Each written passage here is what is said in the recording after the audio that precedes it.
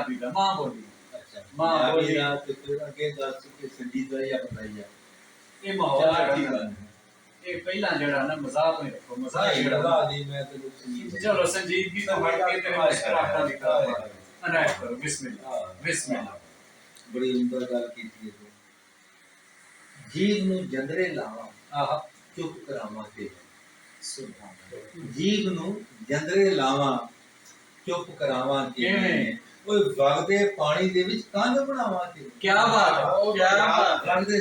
वगदे क्या बात है कंध बनावा के बड़ी बात बहुत अच्छी किवें डक्का